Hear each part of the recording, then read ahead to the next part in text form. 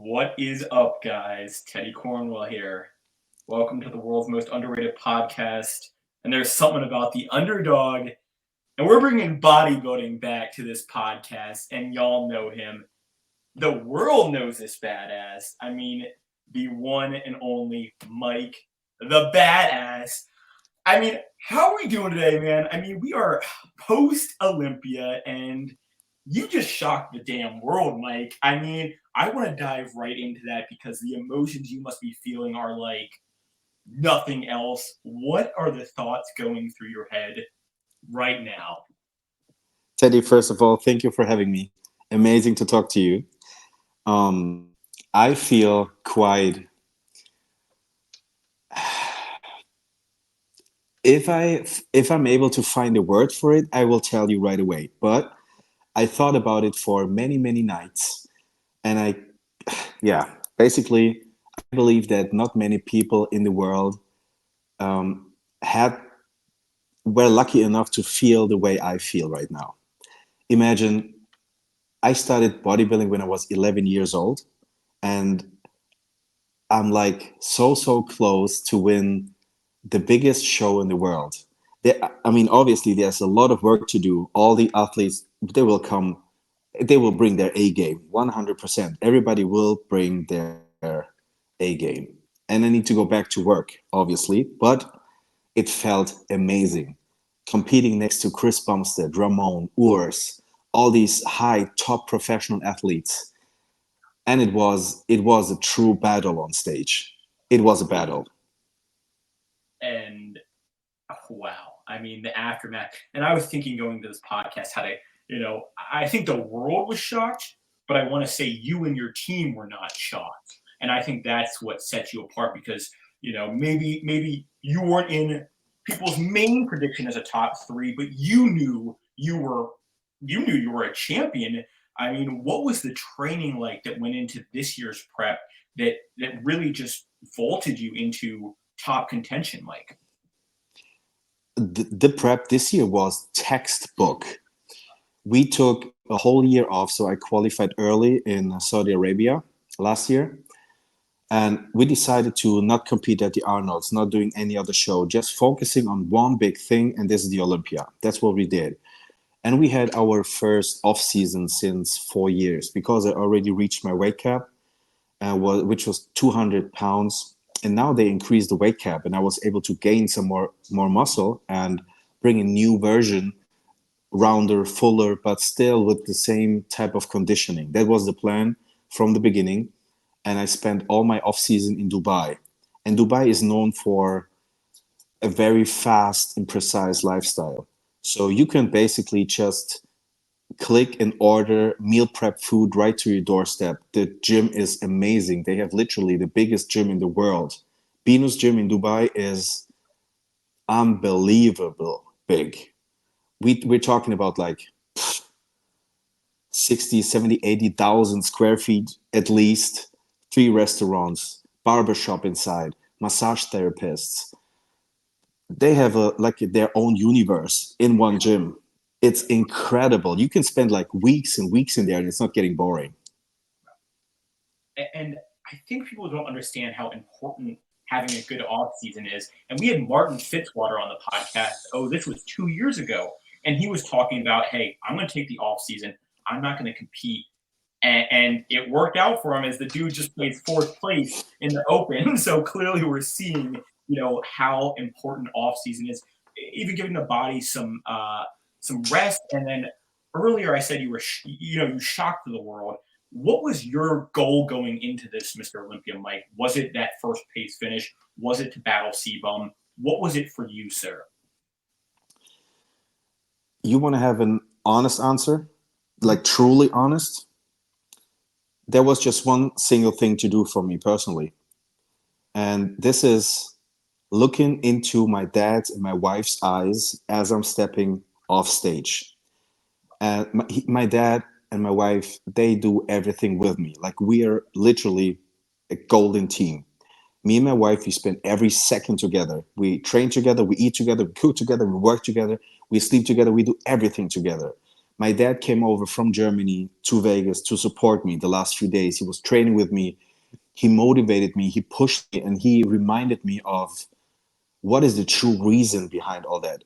It's not a medal. It's not a trophy. It's making your family proud, looking into their eyes and see that they are proud. Like it's not, hey, you passed the test. It's like we made it. Like we really made it. The moment I stepped off stage and I saw my wife and my dad, we were like hugging and together for like minutes and minutes, and everybody was like standing around and was waiting to take pictures, but the time were just frozen. Like we were together and like nothing else was important anymore. That was literally so intense, and I don't have any words for it. And you mentioned earlier those emotions you felt. I don't think I'm not going to say I don't think I could understand, or someone who didn't compete and put all that work in can fully understand, because I think there is necessarily no word for that emotion. It's just it's victorious, it's sweet, it's I mean, it's victory. It's sweet victory, Mike. And obviously, you made so many people proud. Obviously, your father and your wife. I mean, you made, I mean, everyone watching you proud, because you competed and went head to head with arguably one of the best to ever step into that stage. And obviously, we see how much he's done for the sport. And I'm talking about Chris Bumstead, and going head to head with the GOAT and pushing him to his limit is beyond remarkable. What was that like, pushing C-Bomb and competing against Chris Bumstead? Okay, that's actually funny to tell you, but okay, listen. The judges told us 2 days before the show, as you step out the line, you step out the box, we're going to send you back in line and you're not going to get the comparisons again. That means if you get the top 5 comparison, you might be in the top 5. But as you step out the box, they will send you back in line and will not get this comparison again. So you're out of the top 5, right? So we were posing and comparisons took place, and I saw that Chris is walking a step forward. Like naturally, it just happens. And Urs turned around to backshot, and he was also stepping a step back and was like, okay, wait, I should take a step back to like be in line again with these guys, because you look smaller when you stay behind, right? And I was like, no, Mike, don't do it. Listen to the judges. And then they said, Mike, Urs, and Chris back in line. I was like, no, no, please not. Like, I don't want to miss the top 5 comparison. And they sent us backstage. And I was like, okay, like that's done. Like all the work is like done.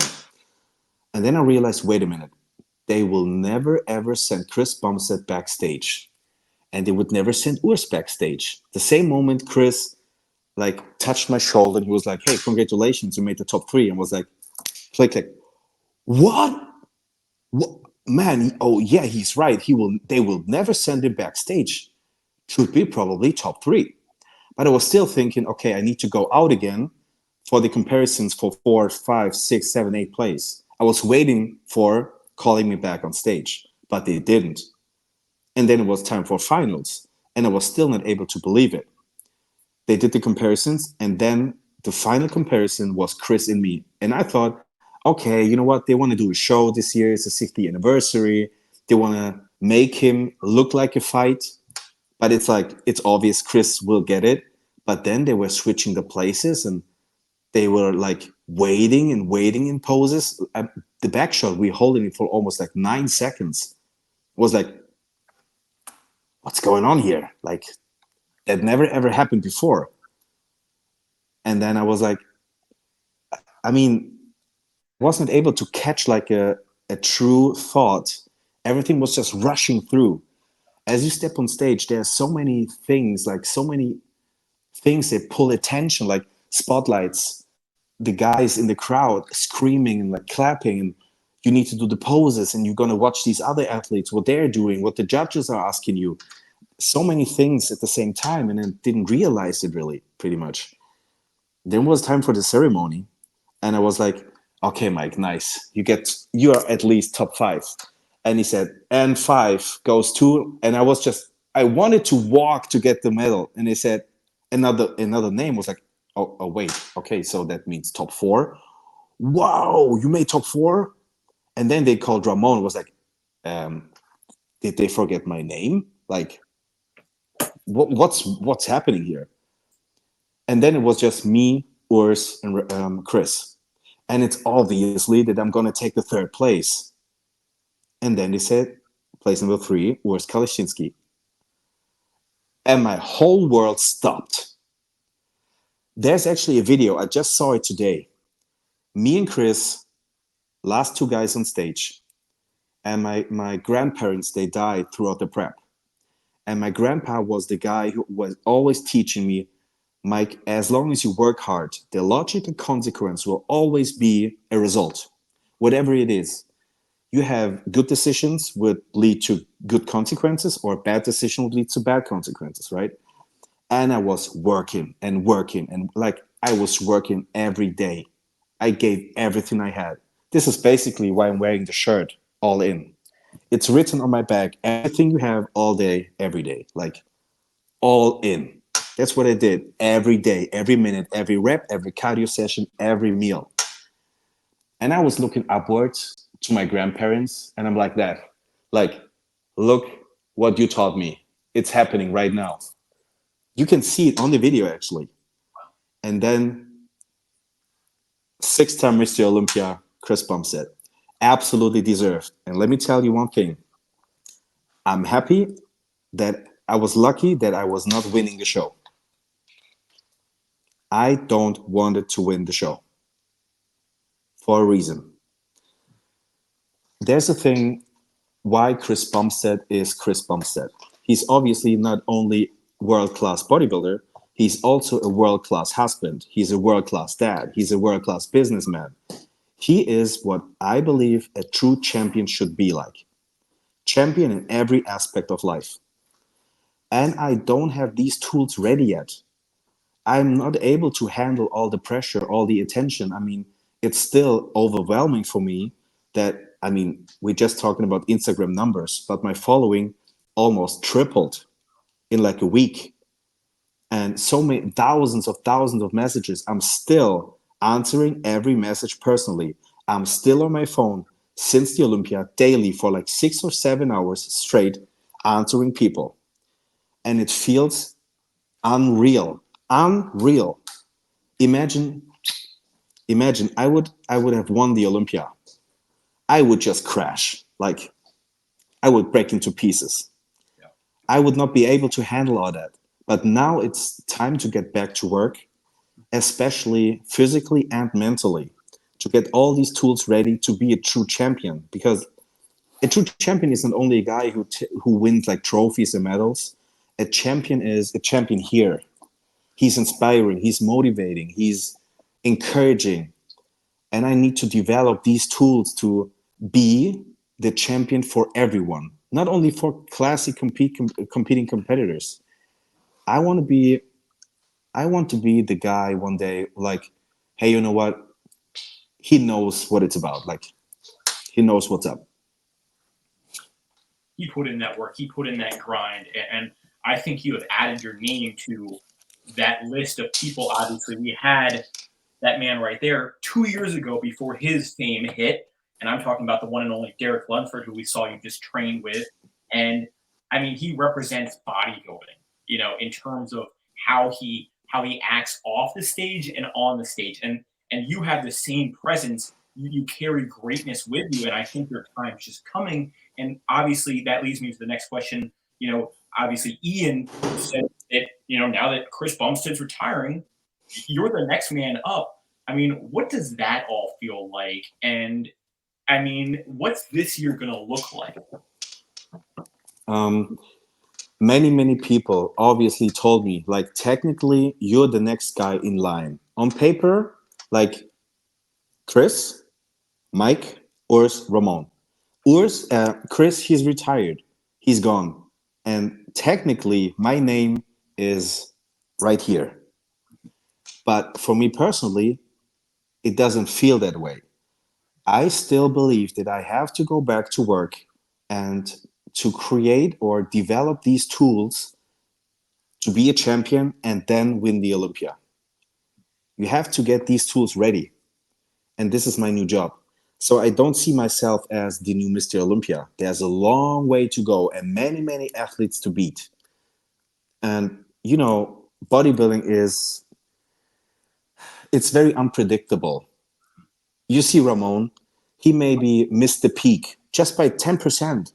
So he was sweating, and imagine your night sleep is bad the day before the Olympia. You're holding a little bit more of water, just a little bit. No human alive will ever notice it, but the judges will see it, and they put you back. So it doesn't matter how good I am a day out for the Olympia. If I don't really nail it, we have such an incredible high standard in classic. They will smoking me. And we're talking about guys like Rough Diesel. And he will be the underdog next year. Yep. But I know for sure he will be at least in the top 3. He will make a freaking statement next year. Yeah, we had him on the podcast as well 2 years ago, and I mean that guy's hungry as well. The classic, I mean, there's competitors in there, so I respect that mentality where hey, the work's not finished. We're just starting, you know. Mike's Yeah. just starting out here, and you know, how do you kind of handle the pressure of competing at the Mr. Olympia, and now how are you kind of handling the pressure post Mr. Olympia? I can tell you that the pressure has almost doubled, tripled, whatever. Because imagine I'm 30 years old now, and having my own family is maybe right around the corner. You never know. And this is my like goal, having a nice family, kids, like all these beautiful things. So I'm the man. I have to take care of my family. This is how I see it, like very, very old school, right? But I have opportunities now to fulfill my dream and be a good dad one day. As long as I can take these chances and make them like turning into something beneficial. Now I get many messages. Sponsors are texting me and very, very important people. And the time right now is difficult for me to handle because I don't know what to do. Like, I'm not Chris Bumstead. I have no experience in all that. This is like brand new. Like Derek Lunsford just called me randomly. Hey, what's up, Mike? I saw you in Florida. What's up? Are you coming over to have a workout? Like you know, and Mr. Olympia is just calling you randomly. It's like, hey, Mike, what's up? Are you down for a session? I was like I was the I'm same way. I'm still the fanboy inside. But now, you know what? I have the chance to talk to very, very good guys. I have Chris' phone number, and I was asking him daily, like, hey, bro, I feel a little bit scared of like having these opportunities and I'm not able to turn it into something beneficial. He said, man, you're so lucky. And I was like, wait a minute, what does he mean? And then it clicked. He said, you're lucky. You know why? I am lucky because I have the chance to take care of my family. I have the chance to take care of my family. Who is able to say that? Man, I could change my family's life if I'm working hard enough. I can take care of them. Man, that's something really positive. I should not be scared. I should go back to work harder than ever before. And this is how he changed my mind. And people like Neil, my coach, I'm in contact with him daily, and he gives me so many great advice. Such a good guy. He's more he's more part of the family than actually my coach. It's like my life right now is a total mess, but it feels very, very intense in every aspect. Well, I don't think anyone deserves it more than you, Mike. You know, I mean, I think you're the perfect representative of the sport, and I've said it. Many people have said it, and now people are looking at you, and you know, people are watching this podcast and looking at Mike the badass. what would your biggest tip of advice be for someone who is looking to get into this sport that you've been doing since 11 years old? You've been grinding your ass off and you've finally said, "Hey, I'm here." What would your biggest tip of advice be for someone looking to get into bodybuilding? That might sound a little bit weird, but look for problems. Get as many problems as possible. You know why? The word problem is made out of two pieces. It's pro, so it's beneficial for you, and it's blam. That actually means you're walking towards a door which is closed. But now you have the chance to open it as long as you work hard enough and you open it strongly, like intense enough. You have to walk towards this closed door. You have to grab it and like push it open. It takes a lot of work. Sometimes it hurts really bad. Sometimes you don't know if it's the right direction. But as long as you follow your true dedication and passion and you do these positive, how can I say? It's basically what I said. Affirmations, yeah. Yeah, I mean, do the right things and the logic consequence is positive, right? So as long as you follow your heart and you do what you really love to do from deep inside, the outcome has to be positive. And I think that's for you too. Obviously, you're in a different kind of realm now where you are starting to become the face of bodybuilding, and it's almost like, I mean, I've never felt that, and many people can't experience that fame and like you have. But I think the one thing that you can always hold on to is, hey, I'm just gonna be me, and that's got me here. That's gonna get me there, and it's gonna keep on pushing me through. And I think that would be something to always take home. And you've been in bodybuilding so long, and you've seen it going in steps. Do you see bodybuilding going in the right direction? Do you see it getting bigger? Obviously, the Mr. Olympia did great this year, and Dan Solomon, who's a friend of the podcast, is killing it. Do you see the Mr. Olympia and bodybuilding going in the right way? Definitely, 100%.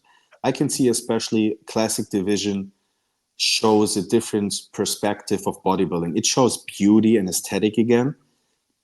And it's like literally everybody wants to be like Chris Bumstead. Has a reason. He's a smart, humble, good looking, successful guy. And as I told you, he has these typical champion tools. And everybody knows that. And this is why he's so successful in every aspect. It's not about just Instagram and like 29 whatever million followers. The followers just showing what he is in life. Amazing. He's truly amazing. And I'm happy that we athletes have the chance to follow his way and create a division which is known for dedication, passion, beauty, and aesthetic, all in the same way. And obviously, I think to echo on to you, I mean, Chris Bumstead is one of one, and you are one of one as well. But I mean, obviously, the biggest thing that hit me was how much he's still going to be involved in the sport. I was not shocked at all because we knew he loves bodybuilding, but him going to give contributions to classic, I mean, that just shows the character that he is, like you talked about. Now, who was your big role model in bodybuilding growing up? Was it a Dennis Wolf? Who was it that you were looking up to? That's a good question because my heart is and will always beat for bodybuilding. Mm-hmm. I was not growing up as a classic physique competitor. I grew up as a bodybuilder. Yeah. I grew up doing bodybuilding when there was no Facebook, no Instagram, and no YouTube. I was the guy, the kid who was sitting in the store buying the magazines and reading all articles from the beginning to the end, every magazine. And I was not able to buy it because I was so broke. But I was sitting inside this store and I was like looking into these magazines. And obviously there was Kai Green. Mm-hmm. And now I know him personally and I know his personality quite a little bit better. And he's a true role model. Like if somebody came from nowhere, from really, really, really not good places, True and Underdog. made it, it's Kai Green. His mentality, the way he thinks, the way, like, just his mental side is so powerful. It's literally unbreakable. He learned so many, like, he has been through a lot. You cannot imagine. The scar in his face tells stories. And now, he changed his life. He changed everything around him. He changed, you can call it energy, you can call it whatever, but his life back then in Brooklyn, New York, when he was like born and raised, and now he's an actor. He's happy. Like, you can see it in his face. He's not trying to get it anymore. He has it and he knows. Like, he's not chasing anything. He's just happy the way he is. And this is like true happiness. Not running all the time. Like, I always tell people, watching out for the pot of gold in the end of the rainbow, just constantly running, running, running. But you're not getting there. There's no pot of gold. It's actually the rainbow which is beautiful. You should look at. And he understood all the way. His journey was obviously pretty hard, but as he realized that all these problems created solutions, and these solutions made his life so much better, this is truly inspirational. And there's many, many more. Rich Piana. He was living life on his terms, 100%. That's just 100%. I love that. Like, people know who they are, what they want, and they go and get it. That's beautiful. This is a true purpose in life. yeah. I mean, you just Kai is one of one as well. I mean, the story he has, and obviously Generation Iron did an amazing story on his journey from young man to adult, and it's powerful. Now, the final question for you is, how important is mental strength in bodybuilding, especially when it comes to those challenges or setbacks we all have, and then even during prep, how do you kind of stay mentally locked in? Because people who haven't done prep don't understand how hard it is, but you're doing prep at the hardest level. How do you incorporate mental strength, Mike, into kind of your daily routine? Um, I was reading a book many, many years ago. It's called The Alchemist. Is it Mhm. right in English? Alchemist? Yeah, alchemist. So the alchemist is someone who is like turning something bad into something good. Let's say I talked about problems, and people feel they don't like problems because problems in like it comes with work. You have basically two options with the problem. You can run away or you can walk right through, right? And I was always the guy, I wanted to face the problem because my dad and my grandpa showed me how to do it. Problems will come again and again until you have the tools to solve it.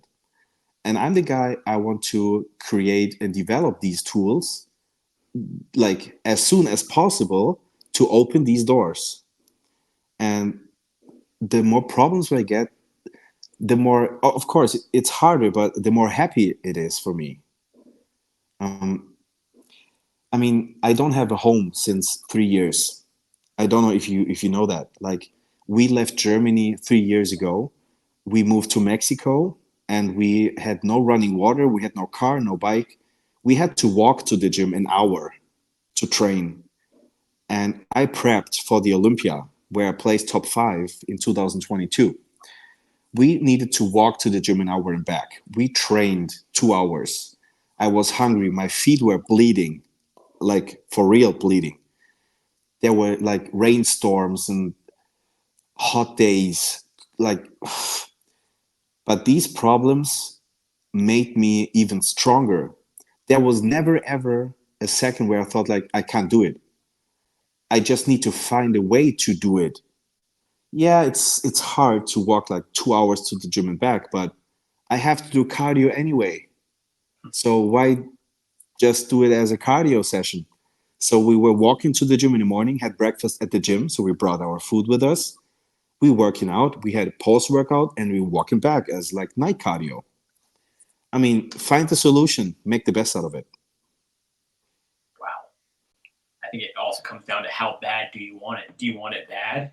And I mean, you wanted it bad. Now, Mike, before we go, the floor is yours. Where can we find all your content? Obviously, we know you have codes. What are those codes? And man, I got a little emotional on that story because that was real. That was real. That was a real story right there. And yeah, so thank you for sharing that. Now, what are the codes and where can we find all your content, Mike? Thank you, guys. Thank you. I don't want to advertise. It's not like I don't want to advertise here, but if you guys are interested in my stories or looking for inspiration, motivation, you can always hit my WhatsApp. It's Mike the Badass, or YouTube. It's Mike Sommerfeld. And of course, I just uploaded today my recovery protocol, what I'm doing. So I'm talking about the supplements I'm taking, my sleep schedule, stretching, walking, um, everything like I'm doing right now, even like down to CBD and foods and whatever. That's basically the thing I post online. So if you're looking for some information or whatever, or even a coaching, that's like my second big passion next to bodybuilding, is like helping others to walk the road and do the journey.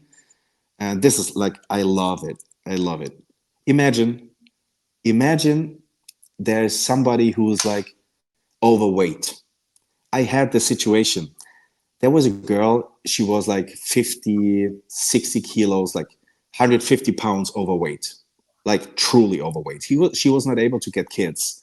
And she contacted me. She just wanted to lose weight. But her big dream was having a kid. But it wasn't able because her body was just not healthy enough. So we dieted and she lost like 80 pounds, 90 pounds. And then she called me. She said, "Hey, Mike, you know what? I'm pregnant." I was like, "No way. No way." After a year, she came with her little baby and she showed me the baby. You know how that feels?